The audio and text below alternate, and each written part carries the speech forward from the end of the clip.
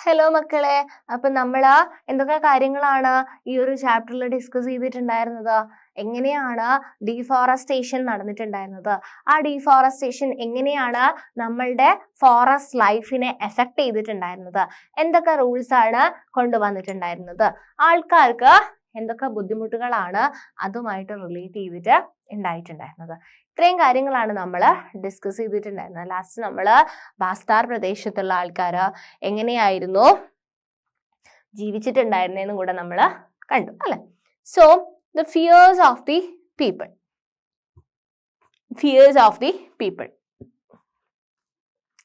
When the colonial government proposed to reserve 2/3 of the forest in 1905 and stop shifting cultivation, hunting and collection of forest produce, the people of Bastar were very worried. Okay, അപ്പോൾ ബാസ്താർ പീപ്പിളിന്റെ വളരെ ഹാർമണിയിലുള്ള അല്ലെ, നല്ല രീതിയിലുള്ള ഒരു life ആയിട്ടുണ്ടായിരുന്നു നമ്മൾ പറഞ്ഞു നിർത്തിയിട്ടുണ്ടായിരുന്നത്. അപ്പം ഈ ഒരു കൊളോണിയൽ ഗവൺമെന്റ് എന്ത് ചെയ്തു? Reserve 2/3 of the forest and proposed to reserve 2/3 of the forest in 1905 അല്ലെ. റിസർവ്ഡ് ഫോറസ്റ്റ് എന്തായിരുന്നു? ആ ഒരു ഏരിയയിൽ പോയിട്ട് ആർക്കും ഒന്നും എടുക്കാൻ പറ്റില്ല അല്ലെ. അപ്പം ഇവൺ ആ വില്ലേജസിന് പോലും അവിടെ പോയിട്ട് എടുക്കാൻ പറ്റില്ല, എടുത്തു കഴിഞ്ഞാൽ അത് പണിഷ്മെന്റ് ആണ്. അപ്പൊ 2/3 ഫോറസ്റ്റ് റിസർവ്ഡ് ആക്കി മാറ്റി. 1905 ആയപ്പം 3 ഭാഗം ഫോറസ്റ്റ് ആണെങ്കിൽ ആ 2 ഭാഗവും എന്താണ്? റിസർവ്ഡ് ആണ്, അവിടെ പോയിട്ട് ഒന്നും എടുക്കാൻ പാടില്ല എന്നാക്കി. അപ്പൊ ആ ആകെയുള്ള പെൻഡിങ് ആയിട്ടുള്ള 1 പാർട്ട് മാത്രമേ ആൾക്കാർക്ക് യൂസ് ചെയ്യാൻ പറ്റുള്ളൂ. ആൻഡ് സ്റ്റോപ്പ് ഷിഫ്റ്റിംഗ് കൾട്ടിവേഷൻ അല്ലെ, ഷിഫ്റ്റിംഗ് കൾട്ടിവേഷൻ നിർത്തി. അതുപോലെ തന്നെ ഹണ്ടിങ് അല്ലെ, അവർ ചെറിയ ചെറിയ ജീവികളെയൊക്കെ ഹണ്ട് ചെയ്തിട്ടുണ്ടായിരുന്നു, അത് സ്റ്റോപ്പ് ആക്കി. And collection of forest produce, the people of Bastar were very worried അല്ലെ. അവരുടെ എല്ലാ ജീവിത ഉപായങ്ങളും എന്ത് ചെയ്യാണ്? സ്റ്റോപ്പ് ചെയ്യാണ്. Some villages were allowed to stay on in the reserved forest on the condition that they worked free for the forest department in cutting and transporting trees and protecting the forest from fires. അപ്പം ആൾക്കാര് എല്ലാ ആൾക്കാരെയും മാറ്റുകയാണ്, കുറെ ആൾക്കാരെ ഫാക്ടറീസിലൊക്കെ, അങ്ങനെ ഒരുപാട് changes വന്നു അല്ലെ. അപ്പം കുറച്ച് ആൾക്കാരെ മാത്രം അവിടെ റിസർവ്ഡ് ഫോറസ്റ്റിലായിക്കോട്ടെ, അവിടെ റിസർവ്ഡ് ഫോറസ്റ്റിൽ ജീവിക്കാൻ വേണ്ടിയിട്ട് അനുവദിച്ചു. എന്തായിരുന്നു കണ്ടീഷൻ? അവർക്ക് അവിടുത്തെ സാധനങ്ങളൊന്നും എടുക്കാനൊന്നും പറ്റില്ല, പക്ഷെ അവർക്ക് അവിടെ ജീവിക്കാം. എന്തിന്റെ agreement ബേസിസില്? they worked free for the forest department അല്ലെ. അവര് ഫോറസ്റ്റ് ഡിപ്പാർട്ട്മെന്റിന് അല്ലെ, ഗവൺമെന്റിന് വേണ്ടിയിട്ട് അല്ലെ, ബ്രിട്ടീഷ് ഗവൺമെന്റിന് വേണ്ടിയിട്ട് എന്ത് ചെയ്യണം? അവർ ഫ്രീ ആയിട്ട് ജോലി ചെയ്തു കൊടുക്കണം. അവര് ഫ്രീ ആയിട്ട് ഗവൺമെന്റിന് വേണ്ടിയിട്ട് ജോലി ചെയ്യണം. എന്ത് ചെയ്യണം? അവര് മരം മുറിക്കാനും ട്രാൻസ്പോർട്ട് ചെയ്യാനൊക്കെ അവരവരെ ഫ്രീ ആയിട്ട് അവര് ജോലി ചെയ്യണം. And protecting forest from fires, പിന്നെ ഫോറസ്റ്റ് ഫയർ ഒന്നും ഉണ്ടാവാതെ കറക്റ്റ് ആയിട്ട് എന്ത് ചെയ്യണം? ഫോറസ്റ്റിനെ പ്രൊട്ടക്ട് ചെയ്ത് കൊടുക്കുകയും വേണം. Subsequently, these came to be known as forest villages. അപ്പം ആ ഒരു ഇതിനെയാണ് പിന്നീട് എന്തായിട്ട് വിളിക്കാൻ തുടങ്ങിയത്? Forest villages. അപ്പൊ എന്താ ഫോറസ്റ്റ് വില്ലേജസ് എന്ന് പറഞ്ഞു കഴിഞ്ഞാൽ, കുറച്ച് ആൾക്കാര് പുതിയ ഫോറസ്റ്റ് ലോ ഒക്കെ ഇംപ്ലിമെന്റ് ചെയ്തതിനു ശേഷം ആൾക്കാർക്ക് ഒരുപാട് ബുദ്ധിമുട്ടുണ്ടായിട്ടുണ്ടായിരുന്നു. അപ്പം എല്ലാ ആൾക്കാരും എന്ത് ചെയ്യാണ്? സ്ഥലമൊക്കെ മാറിപ്പോകുന്നുണ്ട്. കുറച്ച് ആൾക്കാരെ മാത്രം എന്ത് ചെയ്യാണ്? അവിടെ തന്നെ ജീവിക്കാൻ വേണ്ടിയിട്ട് അനുവദിച്ചു. അണ്ടർ എ കണ്ടീഷൻ, ഒരു കണ്ടീഷൻ ഉണ്ടായിരുന്നു.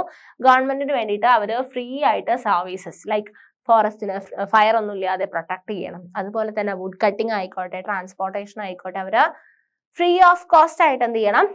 വിത്തൗട്ട് സാലറി എന്ത് ചെയ്യണം? അവര് വിത്തൗട്ട് വേജ്, സാലറി ഇല്ലല്ലോ, വിത്തൗട്ട് വേജ് എന്ത് ചെയ്യണം? അവര് ജോലി ചെയ്യണം. അതുപോലെ തന്നെ അങ്ങനെ വളർന്നു വന്ന ഒരു വിഭാഗത്തിന്, ആ ഒരു ഇതിനെയാണ് നമ്മൾ എന്ത് പറയുന്നത്? ഫോറസ്റ്റ് വില്ലേജസ് എന്ന് പറയുന്നത്. And people of other villages were displaced without any notice or compensation. അവിടെ ആൾക്കാർ എന്ത് ചെയ്യാണ്? ഒരു നോട്ടീസോ ഒരു കോമ്പൻസേഷനോ അല്ലെ, അവരുടെ സ്ഥലം മാറുകയാണ്. അപ്പം അവർക്ക് ജീവിക്കാനുള്ള എന്തെങ്കിലും കോമ്പൻസേഷൻ ഒക്കെ കൊടുക്കണ്ടേ? ഒന്നും കൊടുത്തില്ല, ഒരു നോട്ടീസും ഇല്ലാതെ ആൾക്കാരെയൊക്കെ ഡിസ്പ്ലേസ് ചെയ്തു. For long, villages had been suffering from increased land rents. അപ്പം അവരവരുടെ സ്ഥലം മാറി അവർ വേറെ സ്ഥലത്തൊക്കെ പോയിട്ട് ജീവിക്കുകയാണെങ്കിലും അവർക്ക് ലാൻഡ് അല്ലെ, അവർ ജീവിക്കുന്ന സ്ഥലത്തിന് അവരെന്ത് ചെയ്യണം? റെന്റ് കൊടുക്കണം. അവരുടെ റെന്റ് ഇങ്ങനെ കൂട്ടി അല്ലെ, അവരുടെ land rent. Villages have been suffering from increased land rents and frequent demands for and frequent demands for free labor and goods by colonial officials. Okay, increased land rents and frequent demands for free labor and goods by colonial officials. Frequent demands for free labor, അല്ലെ, free ആയിട്ട് ജോലി ചെയ്തു കൊടുക്കുക, services ഒക്കെ free ആയിട്ട് ചെയ്തു കൊടുക്കാൻ വേണ്ടിയിട്ട് അവർ എന്ത് ചെയ്യപ്പെടുകയാണ്, ഫോഴ്സ് ചെയ്യപ്പെടുകയാണ്. Then came to the terrible famines in 1899, 1900, and again in 1907, 1908. Reservation proved to be the last straw. അപ്പം എന്താണ്, അവർക്ക് ഫെമൈൻ വരികയാണ്. അപ്പോൾ അത് അവരെന്താക്കിയിട്ട് മാറ്റി, അവരെ വീണ്ടും വീണ്ടും കഷ്ടത്തിലേക്ക് ആക്കിയിട്ട് മാറ്റി. People began to gather and discuss these issues in their village councils. അല്ലെ, നമ്മൾ പറഞ്ഞു അവർക്ക് ഒരു വില്ലേജ് കൗൺസിൽ ഒക്കെ ഉണ്ട്. അപ്പം ആൾക്കാർ ഇങ്ങനത്തെ വില്ലേജ് കൗൺസിൽ ഉണ്ടാകുന്ന സമയത്ത് അവരുടെ പ്രശ്നങ്ങളൊക്കെ എന്ത് ചെയ്തു, ഡിസ്കസ് ചെയ്യാൻ വേണ്ടി തുടങ്ങി. In bazaars and at festivals or wherever the headman and priest of several villages were assembled. എവിടെയാണോ അവർക്ക് പറ്റുന്നത്, അല്ലെ, ഡിസ്കഷൻ എന്ത് ഓപ്പർച്യൂണിറ്റി ആണോ വരുന്നത്, അവിടെയൊക്കെ പോയിട്ട് അവരവരുടെ പ്രശ്നങ്ങളൊക്കെ ഡിസ്കസ് ചെയ്യാൻ വേണ്ടിയിട്ട് തുടങ്ങി. എവിടെയാണോ ഈ ഹെഡ്മാനും പ്രീസ്റ്റ് ഒക്കെ ഉള്ളത്, അവിടെ നിന്നൊക്കെ അവരവരുടെ പ്രശ്നങ്ങൾ ഡിസ്കസ് ചെയ്യാൻ വേണ്ടിയിട്ട് തുടങ്ങി. Initiative was taken by the Durvas of the Kangar forest. ആരാണ് ഇതിന്റെ ഇനീഷ്യേറ്റീവ് എടുത്തത്? The initiative was taken by the Durvas of the Kangar forest where reservation first took place. അപ്പം the initiative was taken by the Durvas of the Kangar forest where reservation first took place. Although there was no single leader, many people speak of Gundadhur from village Netanar as an important figure in the movement. In 1910, mango bows, a lump of earth, chilies and arrows began circulating between the villages. ഇതൊക്കെ അവരുടെ ഒരു എന്താ പറയുക, ഒരു എന്താണ്, ഒരു inviting villages to rebel against the British, അല്ലെ, ബ്രിട്ടീഷുകാർക്ക് എഗെയിൻസ്റ്റ് ആയിട്ട് ആ വില്ലേജസ് എന്ത് ചെയ്യുക, ഒന്ന് അസംബിൾ ചെയ്തിട്ട് എന്ത് ചെയ്യുക, ബ്രിട്ടീഷുകാർക്ക് എഗെയിൻസ്റ്റ് ആയിട്ട് എന്തെങ്കിലും ചെയ്യുക, അല്ലെ. അവർ ഇത്രയും നമ്മൾ എന്ത് ചെയ്യാണ്, ടാർച്ചർ ചെയ്യാണ് നമ്മുടെ സ്ഥലം, അല്ലെ. നമുക്ക് ഈവൺ നമ്മുടെ പ്ലേസ് ഇല്ല, നമ്മൾ താമസിക്കുന്നിടത്ത് രണ്ട് കൂട്ടുകാണ്, അല്ലെ, ഒരുപാട് ഇഷ്യൂസ് ഉണ്ട്. അപ്പം എന്ത് ചെയ്യാണ്, this were actually messages inviting villages to rebel against the British. Every village contributed something to the rebellion expenses. ഓരോ വില്ലേജും എന്തെങ്കിലുമൊക്കെ റിബൽ ചെയ്യണമെങ്കിലും എക്സ്പെൻസസ് ഉണ്ടാവും, അതിലേക്കൊക്കെ കോൺട്രിബ്യൂട്ട് ചെയ്യുന്നുണ്ട്. Bazaars were looted, the houses of officials and traders, schools and police stations were burned and robbed, അല്ലെ. അപ്പം ഇവിടെയൊക്കെ എന്ത് ചെയ്യാണ്, ഒഫീഷ്യൽസിന്റെ വീടുകളും അല്ലെങ്കിൽ സ്കൂൾസ്, പോലീസ് സ്റ്റേഷൻസ് എല്ലാം കത്തിക്കുക അല്ലെങ്കിൽ റോബ് ചെയ്യുക. ആൻഡ് ഗ്രെയിൻ റീഡിസ്ട്രിബ്യൂട്ട്, റോബ് ചെയ്തിട്ട് ഗ്രെയിൻസ് ഒക്കെ റീഡിസ്ട്രിബ്യൂട്ട് ചെയ്തു. Most of those who were attacked were in some way associated with the colonial state and its oppressive laws. Okay. William Ward, a missionary who observed the events, wrote, എന്താ പറഞ്ഞിട്ടുള്ളത്, William ward എഴുതിയിട്ടുള്ള ഒരു statement ആണ്. എന്താണ് പറഞ്ഞിട്ടുള്ളത്? From all directions came streaming into Jagdalpur police, merchants, forests, peons, schoolmasters and immigrants. ഇതാരുടെ കോട്ടാണ്? William വാർഡിന്റെ കോട്ടാണ്. Okay. British send troops to suppress the rebellion. British എന്ത് ചെയ്തു? ബ്രിട്ടീഷുകാർക്ക് ഈ ഒരു റിബല്യൻ എന്ത് ചെയ്യണം? സപ്രസ് ചെയ്യണം.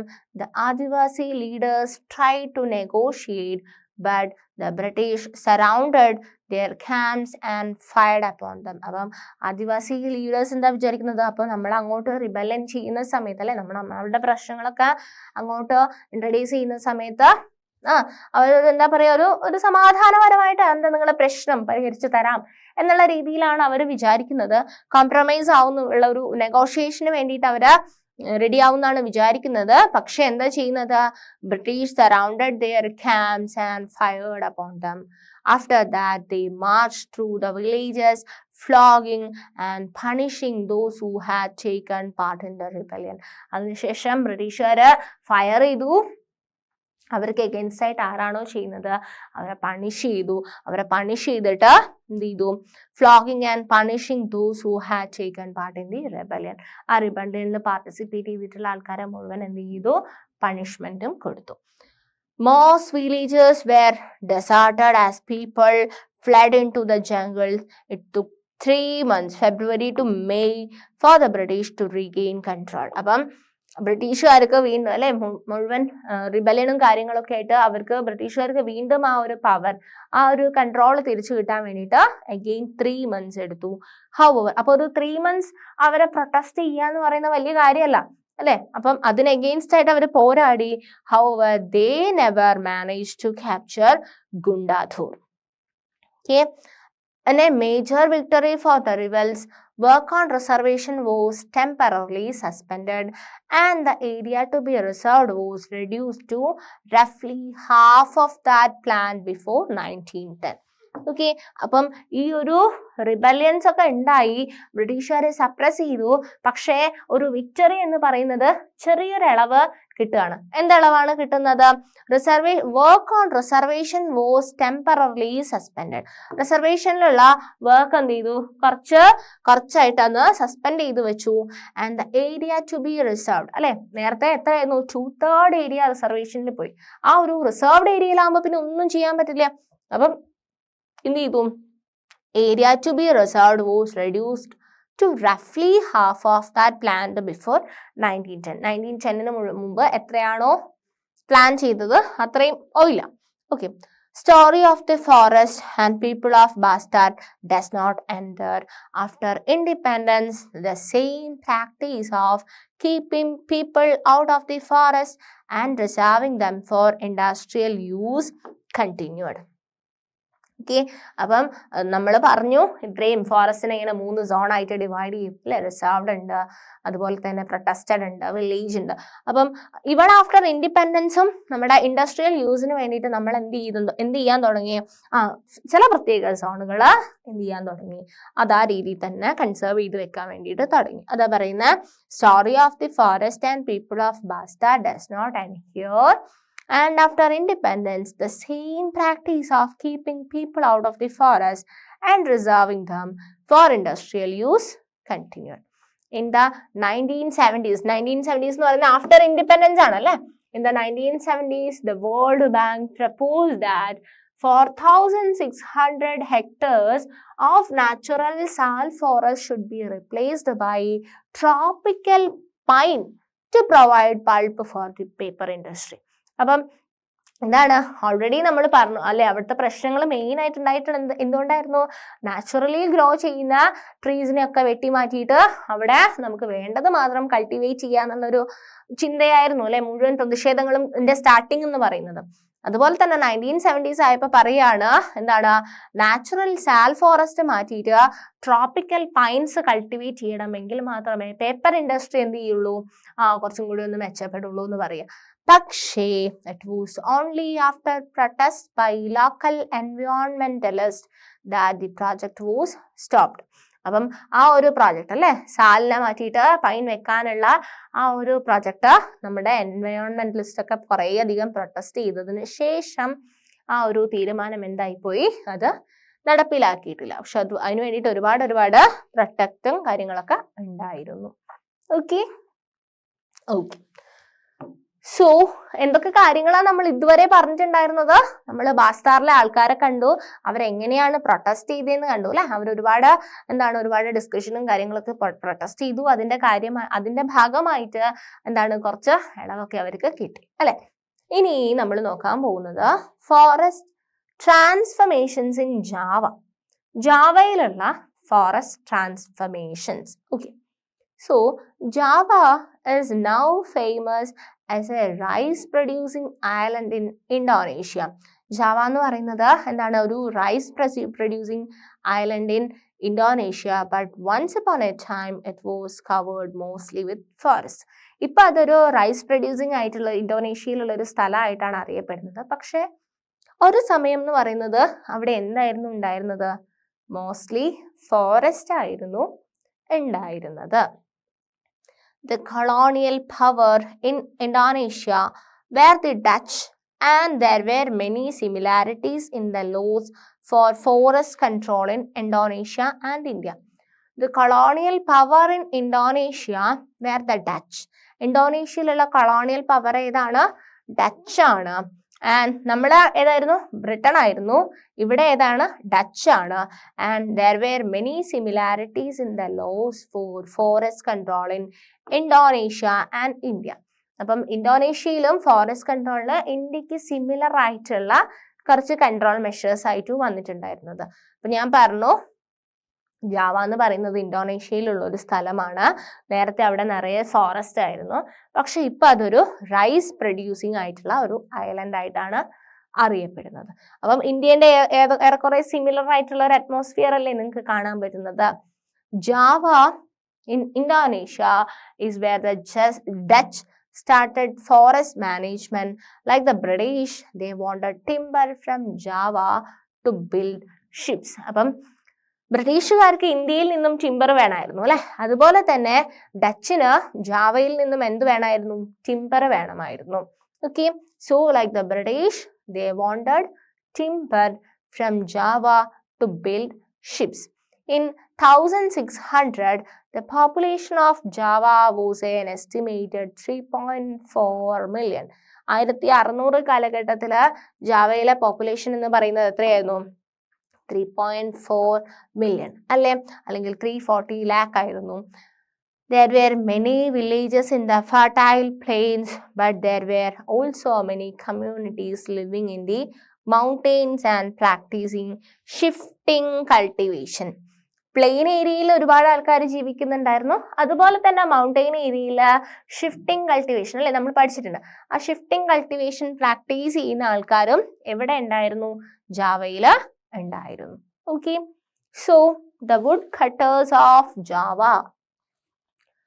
ജാവയിലെ woodcutters of Java. The Kalangs of Java were a community of skilled forest cutters and shifting cultivators.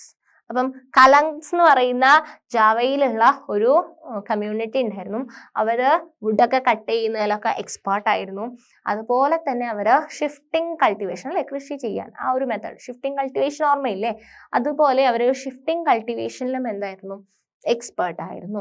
They were so valuable that in 1755 when the Mataram kingdom of Java split, the 6,000 Kalang families were equally divided between the two kingdoms. അപ്പം അവിടെ 1755 ആയ സമയത്ത് അവരുടെ kingdom split ആയ സമയത്ത് 6,000 families എന്തായിപ്പോയി? Split ആയിപ്പോയി.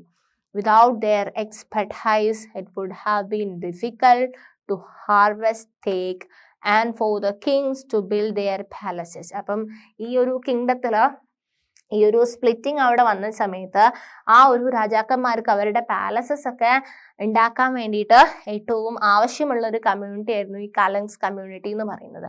പക്ഷേ അവരുടെ ഒരു എക്സ്പീരിയൻസ് അല്ലെങ്കിൽ അവരുടെ ഒരു സഹായമില്ലാതെ അവർക്ക് ഈ ഇത്രയും വലിയ മരങ്ങൾ മുറിക്കാനോ ഒന്നും പറ്റുകയുണ്ടായിരുന്നില്ല. അപ്പം രാജാക്കന്മാർക്ക് എന്ത് ചെയ്യാൻ പറ്റില്ല? ആ കിങ്ങിന് പാലസസ് ഒന്നും ബിൽഡ് ചെയ്യാൻ വേണ്ടിയിട്ട് പറ്റുന്നുണ്ടായിരുന്നില്ല. So when the Dutch began to gain control over the forest in the 18th century, they tried to make the Kalangs work under them. അപ്പം അവിടെ ഏറ്റവും നല്ല കഴിവുള്ള വിഭാഗം ആൾക്കാരായിരുന്നു ഇവര്. അപ്പം അവർക്കായിരുന്നു നന്നായിട്ട് വുഡ് കട്ട് ചെയ്യാൻ പറ്റുക, നന്നായിട്ട് ഷിഫ്റ്റിംഗ് കൾട്ടിവേഷൻ ചെയ്യാൻ പറ്റുക. അപ്പം ഡച്ച് ഇവരിലേക്ക് ഇറങ്ങി വന്ന സമയത്ത് ഡച്ചുകാർക്ക് ആരുടെ ഹെൽപ്പ് വേണം, അല്ലെങ്കിൽ ആരുടെ എക്സ്പെർട്ടൈസ്, ആരുടെ സ്കില്ല് വേണം? അവർക്ക് ഈ കലങ്സിന്റെ ആവശ്യം ഉണ്ടായി. In 1770, the Kalangs resisted by attacking a Dutch fort at Joanna, but the uprising was suppressed. അപ്പം 1770 ആയപ്പം ഈ കലങ്സിന് ഡച്ചുകാരായിട്ട് കോപ്പറേറ്റ് ചെയ്യാൻ പറ്റാതെ അവര് പ്രൊട്ടസ്റ്റ് ചെയ്യാണ്. പക്ഷെ അത് എന്തായി പെട്ടു? അത് സപ്രസ് ചെയ്യപ്പെടുകയാണ് ഉണ്ടായിട്ടുള്ളത്. സോ ഇത്രയും കാര്യങ്ങളാണ് നമുക്ക് ഈ ഒരു സെഷനിൽ ഡിസ്കസ് ചെയ്യാനുള്ളത്. എന്തൊക്കെ കാര്യങ്ങളാണ് നമ്മൾ പഠിച്ചത്? നമ്മൾ എങ്ങനെയാണ് വാർത്താസ് ആയിക്കോട്ടെ അല്ലെങ്കിൽ ബാസ്റ്റർ കമ്മ്യൂണിറ്റി എങ്ങനെയാണ് എന്ത് ചെയ്തിട്ടുണ്ടായിരുന്നത്? പ്രൊട്ടസ്റ്റ് ചെയ്തിട്ടുണ്ടായിരുന്നത് ഇത്തരം കാര്യങ്ങൾ, അതുപോലെ തന്നെ ജാവയിലെ കാര്യങ്ങൾ അല്ലെ, ഡച്ചുമായിട്ട് അല്ല ഐ മീൻ ഇന്ത്യൻ കണ്ടീഷനുമായിട്ട് സിമിലർ ആയിട്ടുള്ള ഇന്തോനേഷ്യയിലുള്ള ഒരു കണ്ടീഷനും ഈ കാര്യങ്ങളൊക്കെയാണ് നമ്മൾ ഈ ഒരു സെഷനിൽ ഡിസ്കസ് ചെയ്തിട്ടുണ്ടായിരുന്നത്. ബാക്കി കാര്യങ്ങൾ നമുക്ക് നെക്സ്റ്റ് വേറൊരു സെഷനിൽ ഡിസ്കസ് ചെയ്യാം. താങ്ക്